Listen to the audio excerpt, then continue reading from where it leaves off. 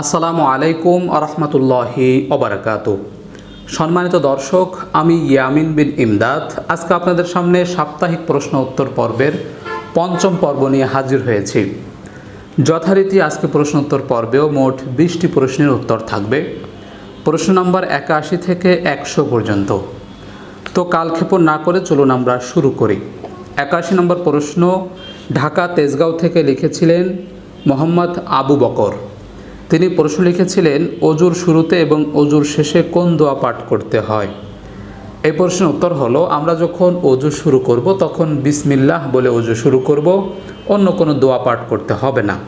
এবং অজু শেষ করার সাথে সাথে কালেমায়ে শাহাদা পাঠ করব, আশহাদু আল্লা ইলাহা ইল্লাল্লাহু ওয়াহদাহু লা শারীকা লাহু ওয়া আশহাদু আন্না মুহাম্মাদান আবদুহু ওয়া রাসূলুহু। এরপর আরেকটা দোয়া পাঠ করতে পারি, সহিহ হাদিস থেকে পাওয়া যায়, তা হলো আল্লাহুম্মা জাআলনি মিনাত তাওয়াবিনা ওয়া জাআলনি মিনাল মুতাতাহহিরিন।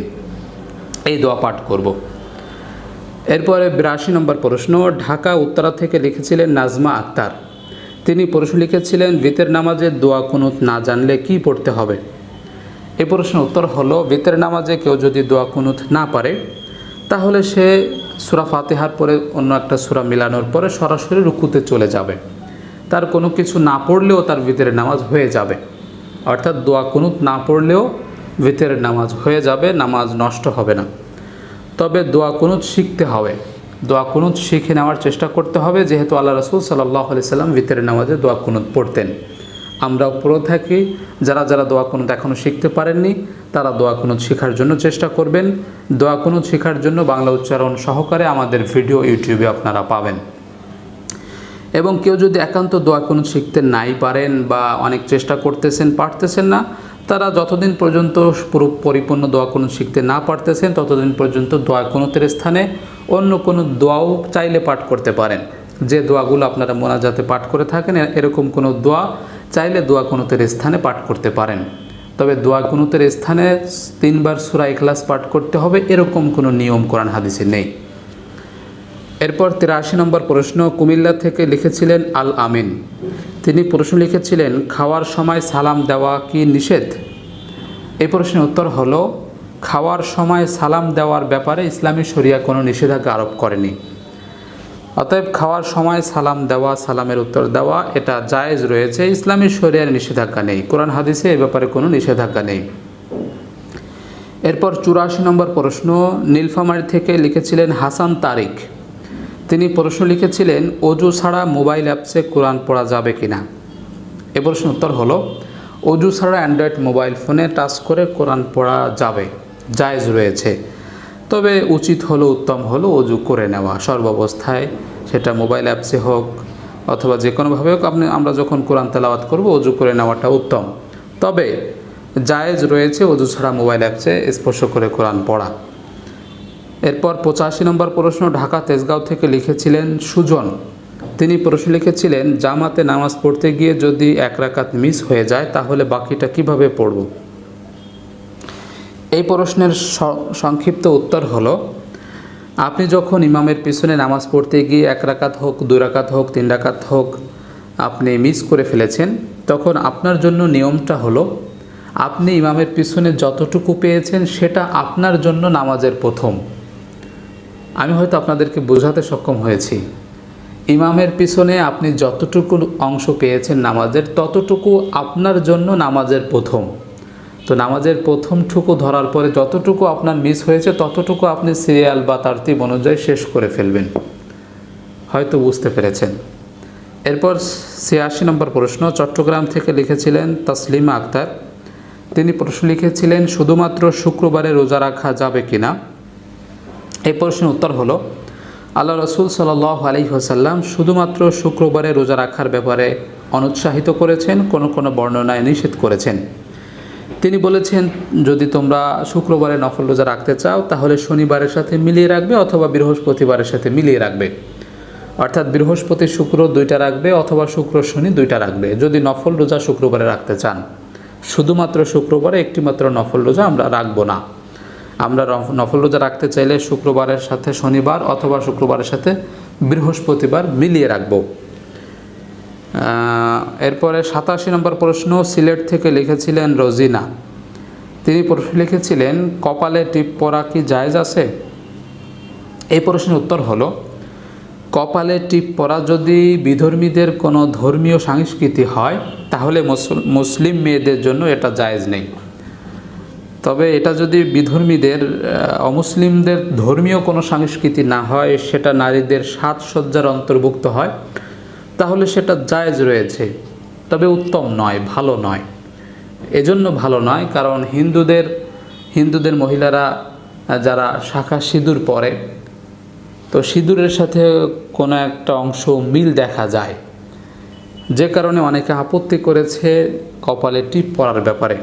তবে এটা যদি কোনো ধর্মীয় সংস্কৃতি না হয় তাহলে এটাকে আমরা সরাসরি হারাম বলবো না, তবে এটা ভালোও বলবো না, এটা উত্তম সাজসজ্জাও বলবো না, এটা অ্যাভয়েড করাই উচিত। এরপর 88 নম্বর প্রশ্ন কুমিল্লা থেকে লিখেছিলেন ইলিয়াস জাবেদ। তিনি প্রশ্ন লিখেছিলেন অন্য ধর্মের লোকের সাথে একসাথে থাকার ব্যাপারে ইসলাম কি বলে?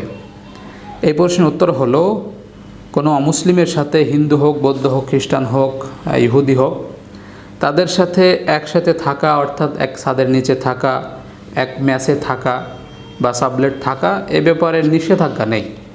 তবে নিষেধাজ্ঞা তখন হয় যখন তাদের ধর্মীয় সংস্কৃতির সাথে আপনি মিলে যান, তাদের ধর্মীয় অনুষ্ঠানের সাথে একই সাথে আপনি উদযাপন করতেছেন, এগুলো জায়েজ নেই, এগুলো অ্যাভয়েড করতে হবে। তবে একই সাথে একই ম্যাচে একই ছাদের নিচে সাবলেট থাকার ব্যাপারে নিষেধাজ্ঞা নেই। এরপর 89 নম্বর প্রশ্ন চট্টগ্রাম থেকে লিখেছিলেন মোহাম্মদ রিপন।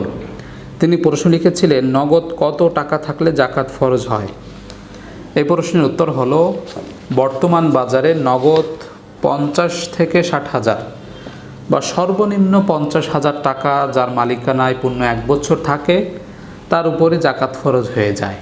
সর্বনিম্ন 50,000 টাকার মালিক যদি কেউ 1 বছর পর্যন্ত থাকে, অর্থাৎ গত বছর আপনি 50,000 টাকার মালিক ছিলেন, এখনও পর্যন্ত সেই 50,000 টাকা থেকে বাড়ছে ছাড়া কমেনি, তো এবছর আপনার উপর জাকাত ফরজ হয়ে গেছে। হয়তো বোঝাতে পেরেছি। সর্বনিম্ন 50,000 টাকার মালিক কেউ থাকলে 1 বছর পরে তার উপর জাকাত ফরজ হয়ে যাবে। এরপর 90 নম্বর প্রশ্ন চট্টগ্রাম থেকে লিখেছিলেন আবুল হাসান। তিনি প্রশ্ন লিখেছিলেন হাঁটুর উপর কাপড় উঠলে কি ওযু নষ্ট হয়? এই প্রশ্নের উত্তর হলো হাঁটুর উপরে কাপড় উঠে গেলে ওযু নষ্ট হয় না। তবে নারী পুরুষ সকলে অবশ্যই হাঁটু ঢেকে রাখা এটা দায়মি ফরজের অন্তর্ভুক্ত। ইচ্ছাকৃতভাবে হাঁটুর উপরে কাপড় ওঠানো যাবে না, তবে হাঁটুর উপরে কাপড় উঠে গেলে ওযু নষ্ট হয় না। ওযু ভঙ্গের কারণের মধ্যে হাঁটুর উপরে কাপড় উঠে যাওয়া অন্তর্ভুক্ত নয়, ওযু নষ্ট হবে না। এরপরে 91 নম্বর প্রশ্ন ঢাকা থেকে লিখেছিলেন তানবীর আহমেদ। তিনি প্রশ্ন লিখেছিলেন বিবাহ করার উদ্দেশ্যে প্রেম করা কি জায়েজ? এই প্রশ্নের উত্তর হলো বিবাহ বহির্ভূত নারী পুরুষের যে সম্পর্ক, যেটাকে আপনারা প্রেম বলতেছেন, এটা ইসলাম অনুমোদন করে না, ইসলাম এটা জায়েজ নেই। বিবাহ বহির্ভূত নারী পুরুষের যে সম্পর্ক, দেখা সাক্ষাৎ হোক, কথাবার্তা হোক, এটা জায়েজ নেই। তবে যদি কাউকে ভালো লেগে থাকে, পারিবারিকভাবে প্রস্তাব দিতে হবে, বিবাহ ঠিক করতে হবে, তখন যদি প্রয়োজন হয় কথা বলা অথবা পারিবারিকভাবে দেখা সাক্ষাৎ করা, এটা জায়েজ আছে। তবে গোপনে মেলামেশা করা অথবা গোপনে ছেলে মেয়ে একজন আরেকজনের সাথে ভাব ভালোবাসা বিনিময় করা, এটা জায়েজ নেই। যারা এগুলো করতেছেন তারা অ্যাভয়েড করার চেষ্টা করেন। যদি একজন আরেকজনকে ছাড়তে না পারেন, খুব বেশি ভালোবাসা থাকে, তাহলে আপনারা বিবাহ করার উদ্যোগ নেন। ছাত্র থাকেন আর চাকরিজীবী থাকেন, আপনারা বিবাহ করে নেন। অন্যথায় আপনারা যে মেলামেশা করতেছেন, দেখা সাক্ষাৎ করতেছেন, কথাবার্তা বলতেছেন, এগুলো সম্পূর্ণ জিনার অন্তর্ভুক্ত হবে। এরপর 92 নম্বর প্রশ্ন রংপুর থেকে লিখেছিলেন আবুল কালাম। তিনি প্রশ্ন লিখেছিলেন খালাতো বোনের মেয়েকে বিবাহ করা কি জায়েজ? এই প্রশ্নের উত্তর হলো খালাতো বোনের মেয়ে হোক, চাচাতো বোনের মেয়ে হোক, ফুফাতো বোনের মেয়ে হোক, তাদেরকে বিবাহ করার ব্যাপারে নিষেধাজ্ঞা নেই। আপনাদের যদি রুচি হয়, আপনারা যদি বিবাহ করতে চান, তাহলে বিবাহ করাটা ইসলামী শরিয়ায় জায়েজ রয়েছে। খালাতো বোনের মেয়ে, ফুফাতো বোনের মেয়ে, চাচাতো বোনের মেয়ে, তাদেরকে বিবাহ করার ব্যাপারে নিষেধাজ্ঞা নেই। এরপর 93 নম্বর প্রশ্ন ঢাকা থেকে লিখেছিলেন বশির আহমদ। তিনি প্রশ্ন লিখেছিলেন, সম্পূর্ণ উলঙ্গ অবস্থায় অজু করলে কি অজু হবে? সম্পূর্ণ উলঙ্গ অবস্থায় অজু করবেন কেন? যদি পরিস্থিতির কারণে সম্পূর্ণ উলঙ্গ অবস্থায় অজু করতেই হয় তাহলে জায়েজ আছে বা অজু হবে, তবে অন্তত দায়মি ফরজটুকু তো ঢেকে রাখা উচিত সকলের জন্য।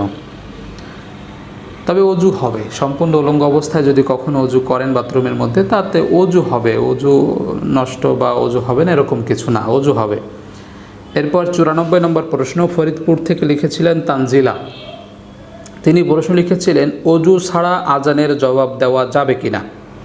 এই প্রশ্নের উত্তর হলো, অজু ছাড়া আজানের জবাব দেওয়া যাবে। আজানের জবাব দেওয়ার জন্য অজুর প্রয়োজন নেই। এরপর 95 নম্বর প্রশ্ন গোপালগঞ্জ থেকে লিখেছিলেন মোস্তাক শিকদার। তিনি প্রশ্ন লিখেছিলেন, মসজিদ নির্মাণে হিন্দুদের কাছ থেকে টাকা নেওয়া যাবে কিনা? এই প্রশ্নের উত্তর হলো, মসজিদ নির্মাণে হিন্দু হোক বা মুসলিম যে কেউ হোক তাদের কাছ থেকে টাকা দাবি করা যাবে না। তারা যদি স্বেচ্ছায় নিজ উদ্যোগে এসে যদি আপনাকে টাকা দিতে চায় মসজিদ নির্মাণে, তাহলে বিবেচনা করতে হবে তার ইনকামের উৎসটা কী। তার ইনকামের উৎসটা যদি ভালো হয় তাহলে সে টাকাটা নিতে পারেন। তবে কোনো অমুসলিমের কাছে মসজিদ নির্মাণের জন্য টাকা দাবি করা জায়েজ নেই, টাকা দাবি করা যাবে না। এরপর 96 নম্বর প্রশ্ন ঢাকা থেকে লিখেছিলেন আকলিমা আক্তার। তিনি প্রশ্ন লিখেছিলেন, বাচ্চাদের গলায় তাবিজ দেওয়া যাবে কিনা? এই প্রশ্নের উত্তর হলো, বাচ্চাদের গলায় তাবিজ দেওয়াটা উচিত নয়। বাচ্চা হোক আর বয়স্ক হোক কারো গলায় তাবিজ দেওয়াটা ইসলামের শরিয়া অনুমোদন করে না, বরং এ ব্যাপারে আল্লাহ রাসূল সাল্লাল্লাহু আলাইহি সাল্লামের নিষেধাজ্ঞা আছে।